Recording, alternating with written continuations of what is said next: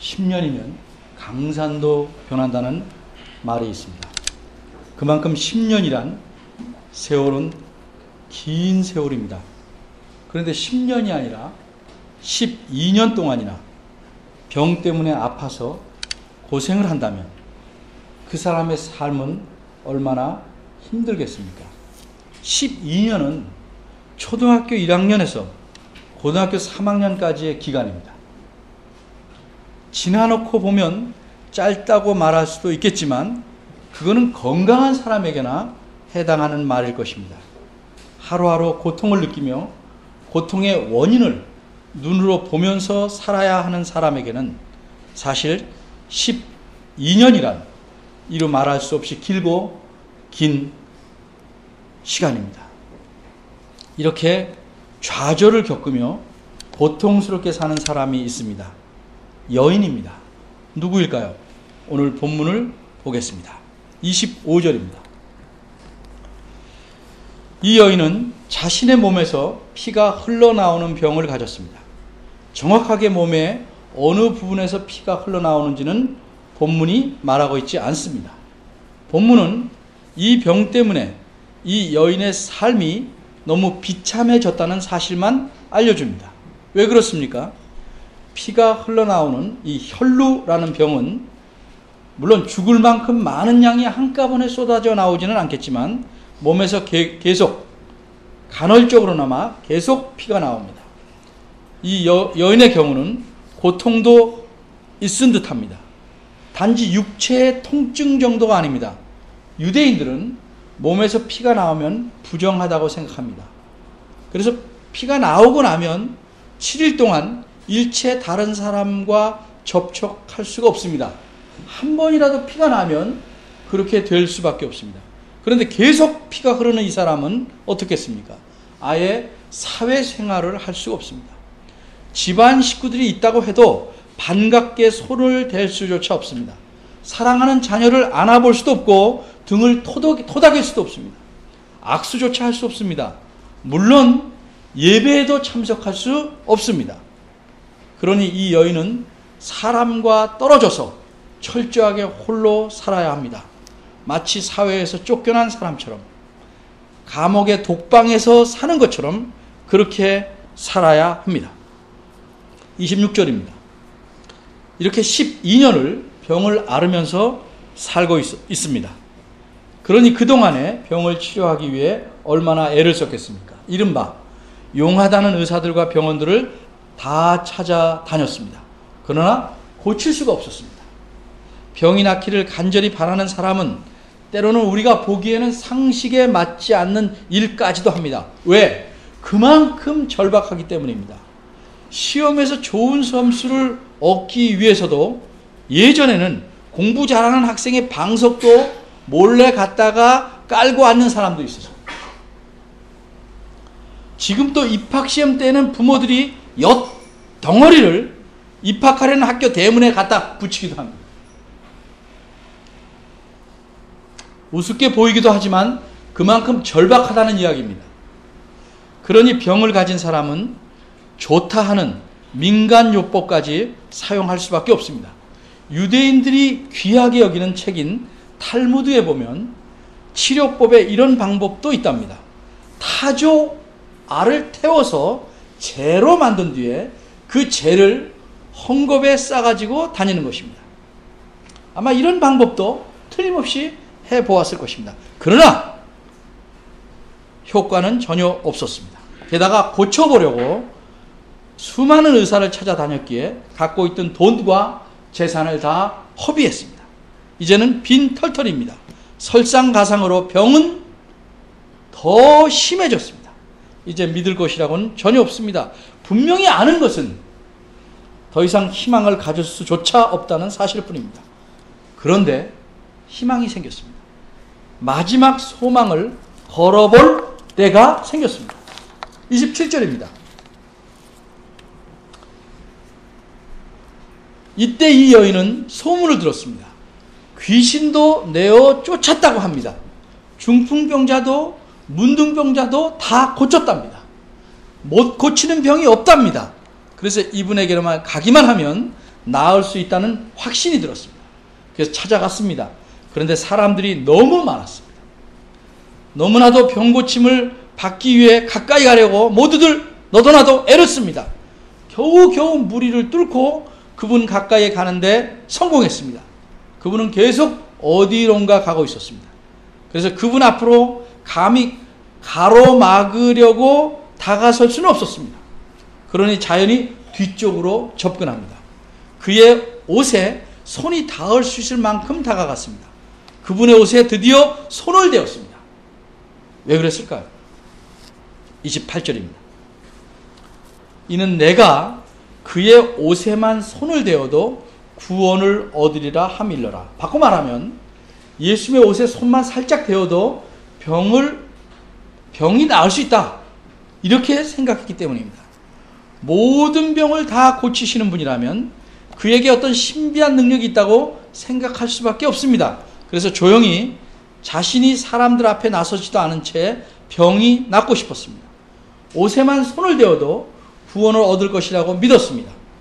이 당시에는 옷에만 손을 대도 병이 낫는다는 믿음이 널리 퍼져 있었습니다. 그 예를 보면 요 뒤에 나오는 마가복음 6장 54절에서 56절을 봅니다.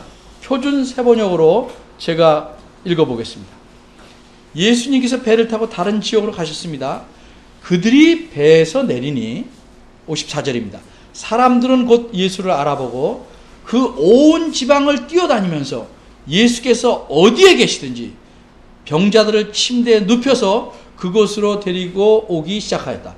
예수께서 마을이든 성읍이든 농촌이든 어디에 계시든지 데려다 놓고 예수께 그 옷에 달린 이렇게 옷술만에라도 손을 대게 해달라고 간청하였다.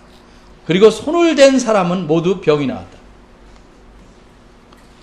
그 후 예수님의 제자인 베드로가 기적을 행할 때에는 병을 낫기 위해서 이렇게까지 하였습니다. 사도행전 5장 15절 말씀입니다. 심지어 병든 사람을 메고 거리로 나가 침대와 요 위에 뉘고 베드로가 지날 때 혹 그 그림자라도 뉘게 덮일까 바라고.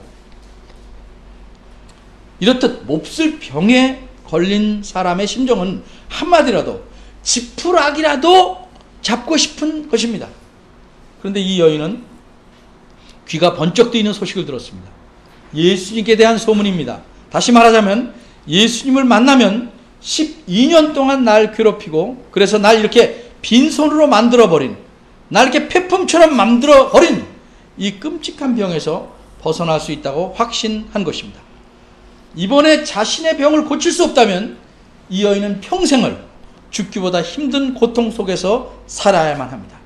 그래서 이 여인은 예수님에게 마지막 소망을 걸었습니다. 29절입니다.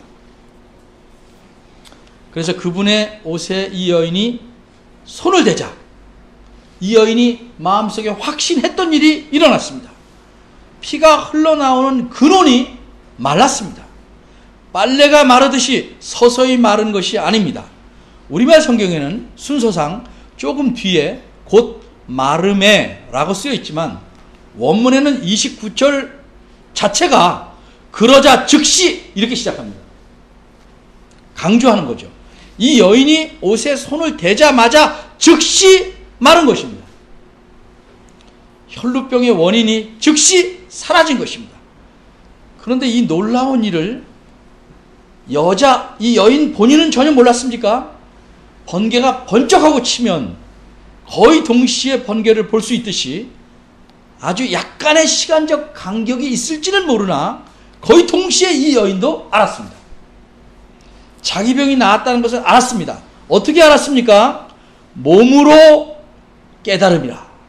몸으로 느껴서 알았습니다. 여러분 생각해 보십시오. 몸과 목 안에서 바깥으로 흐르던 느낌이 딱 멈추었습니다.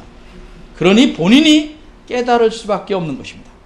그런데 정말 옷에 손만 대었는데도 나았구나 하고 감탄할 찰나에 또 다른 놀라운 일이 벌어졌습니다.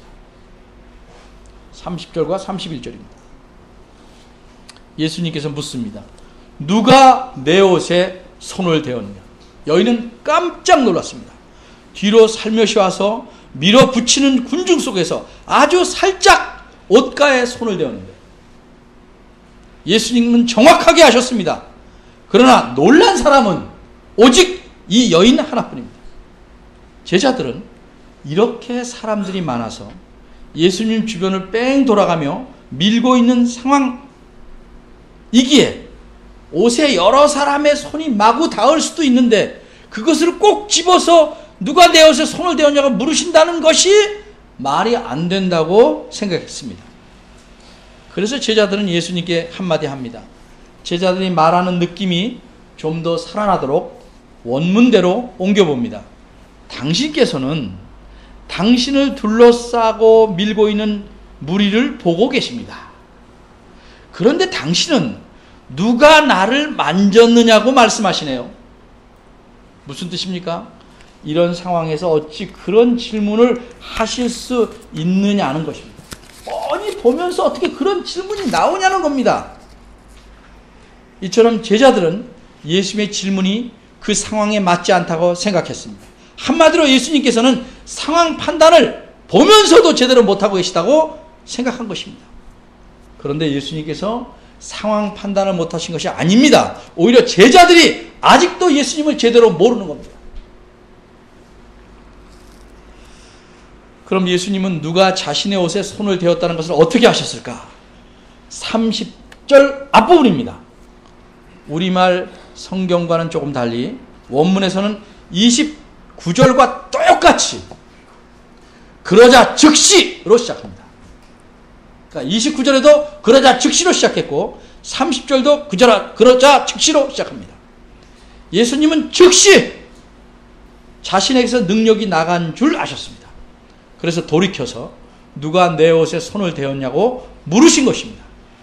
한마디로 옷에 손을 댄 것과 혈루의 근원이 마른 것과 예수님께서 능력이 나간 줄 아신 것, 이 세 가지는 시간적으로는 거의 동시에 일어난 일입니다. 그런데 논리적인 순서로 말하자면, 시간이 아니라 논리적인 순서로 말하자면 먼저 이 여인이 예수님의 옷에 손을 대었고 그러자마자 즉시 예수님에게서 능력이 나갔고 그래서 이 여자의 몸 안에 있던 혈루병을 치료하신 겁니다. 32절입니다. 이번엔 예수님께서 얼굴을 돌이키셨습니다. 예수님의 옷에 살짝 손을 댄 여인을 보시려는 것입니다. 이렇듯 예수님은 누가 옷에 손을 대셨는지 정확하게 아셨습니다. 그리고 물은 겁니다. 이때 여인은 자신이 계획한 일을 성공해서 마음속으로 만세를 부르며 돌아서서 무리를 빠져나가기 시작합니다. 그런데 예수님의 질문이 이 여자의 뒤통수에 꽂혔습니다. 이 여인이 더 이상 발걸음을 떼놓지 못한 채 얼굴을 돌릴 수밖에 없습니다. 예수님께서도 정확하게 이 여인을 바라보고 계십니다. 눈이 마주칠 수밖에 없을 것입니다. 33절입니다. 여자는 예수님의 질문을 듣는 순간부터 두려워서 계속 떨고 있었습니다. 자신이 어떻게 하였고 그 결과 어떤 일이 일어났는지를 잘 알고 있기 때문입니다. 몰래 남의 것을 훔쳐가다가 현장에서 잡힌 사람처럼 계속 떨고 있었습니다. 어쩌면 몰래 행했기 때문에 이 치료된 것이 무효가 될지도 모른다는 생각에 두려워서 떨게 되었을 수도 있습니다. 어쨌든 그냥 떨고만 있을 수는 없었습니다. 그래서 예수님에게로 나아옵니다. 발 앞에 엎드렸습니다. 모든 사실을 고백합니다. 34절입니다. 예수님께서 말씀하십니다. 도둑을 꾸짖듯 엄하고 딱딱한 음성이 아닙니다. 매우 부드럽습니다. 딸아, 내 믿음이 너를 구원하였으니 평안히 가라. 내 병에서 놓여 건강할지어다. 여기서 딸아 라는 표현은 제가 잘 못해서 그렇지만 매우 친근한 호칭으로서 신약 성경에서는 여기 딱 한 번만 나옵니다. 이어지는 말씀도 생각해 보십시오. 얼마나 다정합니까? 평안히 가라. 건강할지어다. 이런 말씀은 그저 덕담이나 소원으로 희망사항으로 말씀하는 것이 아닙니다. 이건 문법적으로 말하면 명령형입니다. 명령으로 말씀한 겁니다. 무슨 뜻입니까? 빈말로 하신 것이 아니라 책임을 지신 것입니다. 창조 때 하나님께서 꼼꼼한데 빛이 있어라 하시니 빛이 있게 되었습니다. 그렇듯이 평안이 가라는 것은 내가 힘들겠지만 알아서 평안이 가도록 해봐라 하는 말씀이 아닙니다. 내가 너로 평안히 가게 하겠다 하는 의미입니다. 건강할지어다 이 말씀도 내가 너로 잠시 동안만이 아니라 내 병에서 완전히 건강하겠다는 의미입니다. 이렇듯 사람이 하고 싶어도 할 수 없는 내용을 하나님이나 예수님께서 명령으로 말씀하신 것은 네가 해봐라가 아니고 명령하신 분이 책임을 지신다는 의미를 갖고 말씀하는 겁니다. 그렇지 않으면 그 명령은 무의미합니다. 그 명령은 헛것이 되고 말기 때문입니다. 여기까지가 본문의 내용을 설명한 것입니다. 그럼 이제 우리가 생각할 것은 어째서 이 본문을 성경에 기록해 놓으셨을까 하는 점입니다. 바꿔 말하자면 이 본문을 기록한 목적이 무엇인가 하는 것입니다. 이 목적을 찾기 위해서 두 가지 질문을 해봅니다. 첫째는 이 본문에서 생략한 것이 무엇이고 반대로 강조한 것은 무엇일까? 둘째로 어째서 예수님은 살며시 고침을 받고 돌아가는 여인을 굳이 찾아내셨을까? 첫째 질문입니다. 무엇이 생략되었고 무엇이 강조되었나? 본문은 원문대로 살펴보자면 25절, 26절, 27절, 28절 네 구절이 한 문장입니다.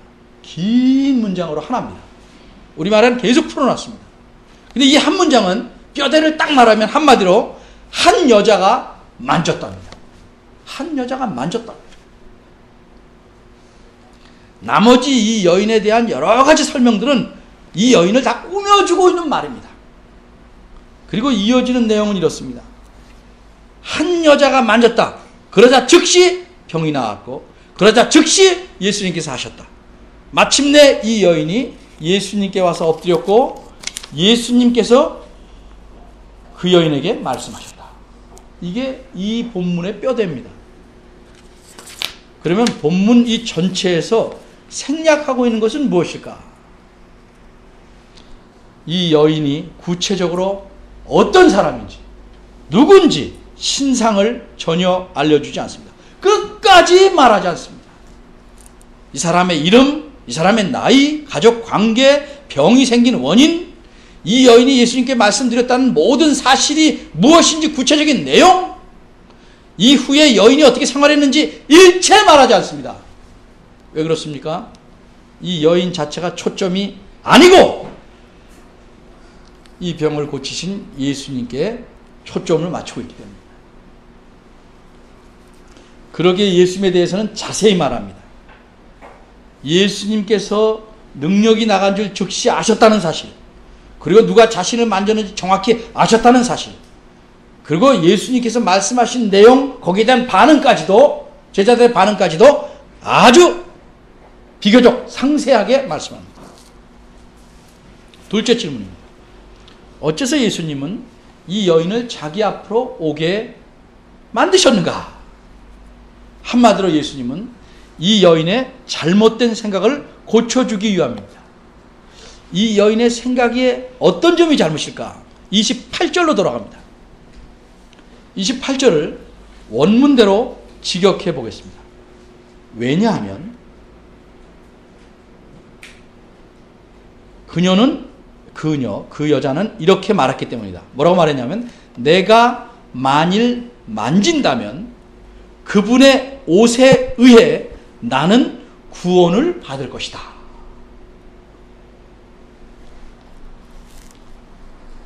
그 28절은 그녀가 예수님의 옷에 손을 댄 이유를 알려줍니다. 이 여인은 마음속에 스스로 내가 만지면 그분의 옷이 나를 고쳐줄 것이다 라고 생각하였기 때문이라는 것입니다. 이처럼 이 여인은 예수님의 옷에 어떤 신비한 능력이 있는 것으로 오해하고 있었습니다. 그런데 만일 이 여자가 옷을 만져서 병이 나온 후에 그대로 돌아갔다면 이 여인의 잘못된 생각은 결코 고쳐줄 수가 없습니다. 오히려 고정되고 말 것입니다. 또 한 가지, 자기 자신의 병에 대한 이 여인의 생각도 우리가 봐야 합니다. 29절을 보면 병이 나은 줄을 몸에 깨달으니라 이렇게 기록되어 있는데, 여기서 병에 해당하는 말이 원어로는 좀 다른 말입니다. 그것은 채찍이란 말입니다. 후접해는 채찍이란 말입니다. 34절에서 예수님께서 내 병에서 놓여 라고 말씀할 때도 이 병은 똑같이 채찍이라는 낱말입니다. 병을 채찍이라고 한 이유는 무엇일까? 간단히 말하면 벌을 주려고 채찍으로 때리는 것처럼 하나님께서 형벌을 가하려고 혈루병을 주셨다고 이 여인은 생각한 것입니다.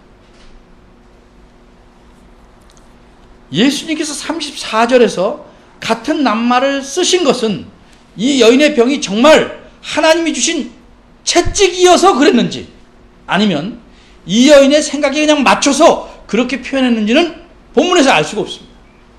다만 확실한 것은 만일 이 여인이 그냥 돌아갔다면 하나님께서 형벌로서 주신 이 병도 예수님의 옷이 고쳤다고 생각할 것입니다. 따라서 예수님은 이 여인을 자기 앞으로 오게 하셨습니다. 그리고 많은 사람들 앞에서 공개적으로 모든 사실을 말할 수밖에 없게 상황을 만드셨습니다. 34절입니다. 이 여인의 말을 다 듣고 나신 후에 예수님은 이렇게 말씀하십니다. 딸아, 내 믿음이 너를 구원하였다. 무슨 뜻입니까? 내가 지금까지 생각해온 것은 옳지 않다. 내 옷이 너를 고친 것이 아니라 내 믿음이 너를 고쳤다. 이런 뜻입니다. 물론 이 여인의 믿음에는 불순물이 섞여 있습니다. 그러나 이 믿음 안에는 분명히 예수님에 대한 확실한 신뢰가 들어있었습니다. 그리고 예수님에 대한 믿음에 자신의 마지막 소망을 모두 걸었습니다. 이런 믿음이 너를 고쳤다고 말씀하는 것입니다. 이처럼 예수님께서는 이 여인의 믿음의 진실성, 그 진정성을 인정하신 것입니다. 따라서 오늘 본문이 말하려는 핵심은 한마디로 예수님께서는 확실한 믿음을 갖고 구하는 자의 문제를 해결해 주신다. 바로 이 사실입니다. 우리가 잘 아는 바대로 믿음은 하나님의 선물입니다. 그러기에 내가 믿음을 가졌으니 마땅히 무엇을 주셔야 한다고 하나님께 요구할 수가 없습니다. 그러나 성경은 믿음의 다른 측면을 또 말씀합니다. 믿음은 사람이 자기 마음을 예수님께 내맡기는 겁니다. 이런 점에서 믿음은 사람에게 달려 있습니다. 이 두 가지가 모순이 된다고 말씀하시겠습니까? 한번 예를 들어봅시다. 어떤 사람이 너무 힘든 삶을 살아갑니다. 그래서 친구에게 이렇게 말합니다. 난 살았으나 실은 죽었다. 여러분, 이 말을 이해할 수 있겠습니까? 없겠습니까? 아마 한글을 아는 사람은 누구도 다 이해할 수 있습니다. 나는 살았으나 실은 죽었다. 왜? 두 가지 측면에서 자신을 보았기 때문에 살았으나 죽었다고 말할 수 있는 것입니다. 믿음도 그런 것입니다. 성경은 두 가지 측면에서 말합니다. 근데 이쪽 측면에서 말하는데 그렇게 이해 안 하고 저쪽 측면을 가져오고, 저쪽 측면에서 말하는데 그걸 무시하고 이쪽 측면을 가져오니까 계속 꼬이는 겁니다. 나는 살았으나 죽었다. 나는 살았으나 넌 죽은 거야. 실은 죽었다. 넌 사는 거야. 계속 반대로 얘기하면 이 말을 이해 못합니다. 그런데 특히 복음서에서는 사람이 가져야 할 측면에서 믿음을 말씀합니다. 그 다음에 나오는 본문에서도 예수님은 회당장 야이로에게 뭐라고 말씀하셨습니까? 딸이 죽었다. 이 소식을 듣고 정말 어쩔 줄 모르는 그 상황에서 36절입니다. 예수님께서 뭐라고 말씀하셨습니까? 믿기만 하라. 믿기만 하라. 이렇듯 오늘 본문은 지난번에 말씀한 본문과 더불어 믿음을 강조하면서 이렇게 믿음을 가진 자의 문제를, 그것이 오래된 병의 문제든지 딸의 죽음이라는 엄청난 문제이든지 어쨌든 이 둘은 인간으로서는 해결할 수 없는 문제였는데 이 문제를 믿음을 가졌기에 해결해 주셨습니다. 예수님께서 해결해 주셨습니다. 예수님에 대해 확실한 믿음을 가진 자라면 그 사람이 지체 높은 회당장이든지 오랫동안 비참하게 살아온 이름 없는 여인이든지 차별하지 않고 누구든지 예수님은 그의 문제를 해결해 주십니다. 여러분, 어째서 우리는 우리의 수많은 문제들을 해결받지 못하고 살아갈까? 근본적인 이유는 확실하게 잘라 말하면 예수님을 확실하게 믿는 믿음이 없기 때문입니다. 이런 지적에 대해서 인정하시지 않을지도 모르겠습니다. 그러나 우리 믿음을 이 시간 자세히 들여다봅시다. 우리는 믿음이 하나님의 선물이라는 측면만 강조합니다. 그래서 내가 믿어야 하고 유지해야 되고 붙잡아야 될 면은 약화시키거나 무시해버립니다. 우리가 하나님께서 주신 믿음으로 구원을 얻었다고 만족하고 혹은 족하다고 생각하고 그냥 거기서 멈춰 있습니다. 그러기에 정작 어려운 문제가 생기면 예수님을 간절하게 찾지 않습니다. 예수님께 마지막 소망을 거는 것처럼 그런 믿음을 갖고 예수님께 나아가지 않습니다. 그저 구원받았으니 알아서 하시겠지 하고 느긋한 척 또는 믿음이 많은 척 할 뿐입니다. 그건 병든 믿음입니다. 치료하지 않으면 말라 비틀어져 버립니다.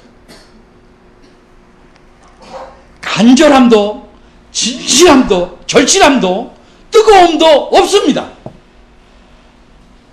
그저 교리를 아는 것으로 구원받다는 사실을 믿는 것으로 스스로 위로하고 살아갑니다. 병들었기 때문입니다. 우리는 겉은 멋있는데 속은 제대로 갖춰지지 않아서 사람이 살 수 없는 집과 같은 믿음을 갖고 사는지도 모르겠습니다. 그러기에 정작 자신이 혼자 해야 할 일은 예수님께 떠맡기려고 하고 반드시 믿음으로써 간절히 구해야 할 일은 혼자 처리하고 맙니다.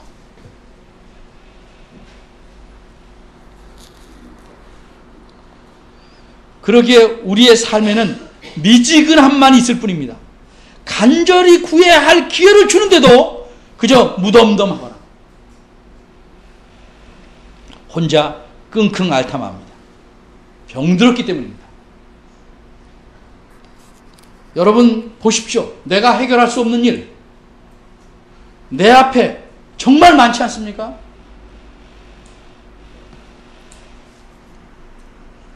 우리가 살아가는 이 땅에서도 우리의 모든 문제의 해답은 예수님에게 있는 것입니다.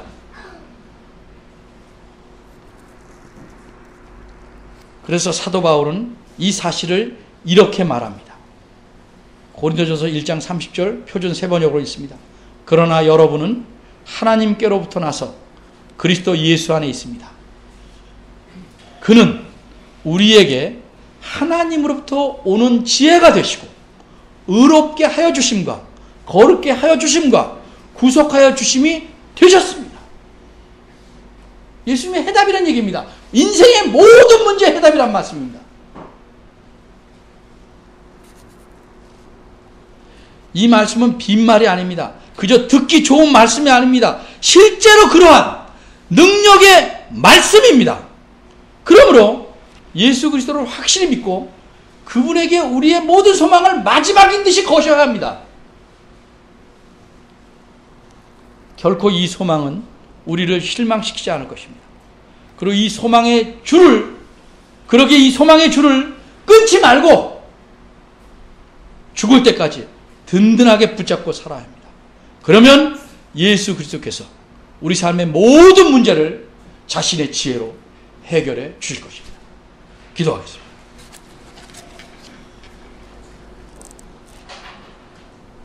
저희를 체질까지도 아시는 하나님, 피리를 불어도 춤출 줄 모르고 고글에도 울 줄 모르는 이런 참으로 메말라버린 상태에서 저희가 살아가는지 스스로를 돌아보게 하시옵소서. 언제부터인가 우리 안에 그리스도에 대한 감격과 사랑과 뜨거움은 식어지고 그저 내가 나를 보고 필요할 때만 겨우 주님에게 손을 내미는 정도의 부실한 삶을 살아갑니다. 저희들을 긍휼히 여겨주시고 하나님의 말씀대로 예수님에게 우리의 모든 소망과 모든 답이 있음을 알게 하시고 구하게 도와주시옵소서. 우리에게 주어지는 모든 일들이 아무것도 아닌 것이 아니라 하나님께서 우리를 키우시고 훈련시키고 또 우리를 복주시기 위해서 행하시는 일임을 기억하고 또 하나님을 굳건히 믿고 그리스도에게 모든 소망을 걸고 살아가는 저희들 되도록 붙잡아 주시옵소서. 예수님의 이름으로 기도합니다. 아멘.